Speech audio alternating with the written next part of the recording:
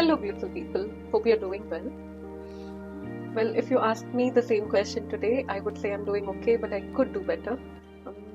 Some thoughts have resurfaced, some memories have resurfaced on their own without any input from my side. And yeah, they have triggered certain emotions which are not most comfortable for me, but I'm processing them. I believe emotions have their own story to tell, and I'm moving through it. I'll be there on the other side. I'm sharing this with you because when I started this channel, I had committed to myself that I will put myself out there just the way I am, without any filters. And by filters, I don't mean only makeup or camera filters, but even the person that I am, and the mode that I am in at that particular moment.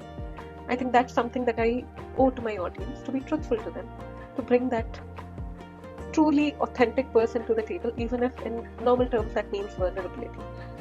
Because I think in conventional way, the emotions that I'm experiencing right now, which are more of sadness and introspection, will be considered vulnerable. But that makes me wonder why. I know these are as much a part of my emotional bucket or emotional continuum spectrum as much as is happiness or joy or triumph or elation, fun. But this is also a part of it. Is there a real need to save it up and hide it? Personally, I don't feel so.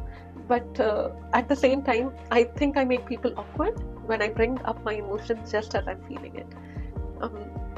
I don't know if it is the intensity of the emotion that people are not able to accept, or because they haven't let themselves feel their emotions, especially the ones that don't put you at ease, and stay with them. Like, feel the feeling and stay with the feeling for some time, because that feeling has some message that it's trying to communicate to you, some very deep message. Everything is fine in my life. For those who are wondering what has gone wrong with Sikta, nothing. But yeah, I mean, if you know me personally, you know that I go through these emotions also, like every other person.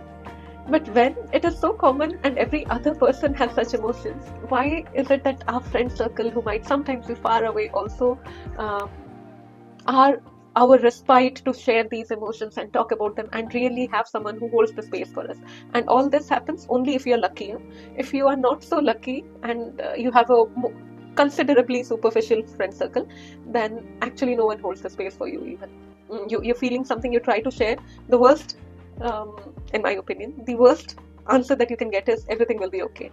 I mean, who needs that answer? Let me be. Let me process what's happening to me, because maybe many things have happened and I haven't had the time to process it and understand where I stand with respect to it, that I'm feeling this.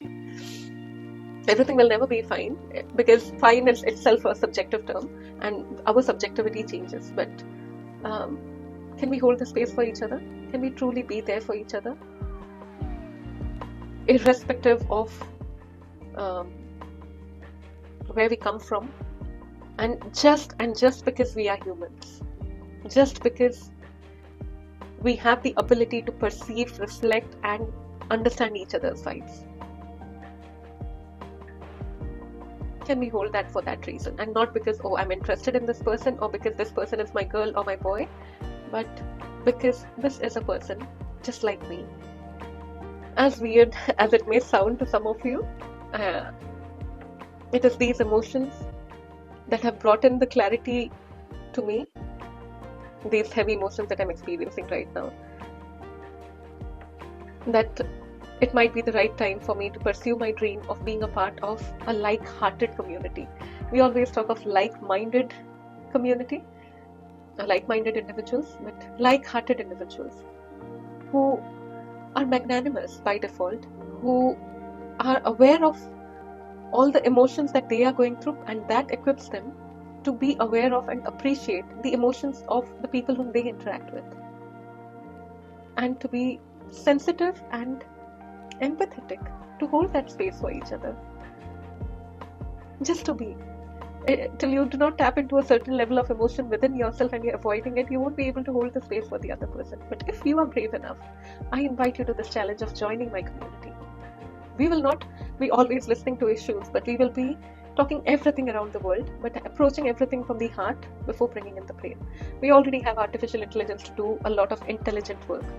Let's operate from emotional intelligence and empathy and intuition. I'll see you around. Bye.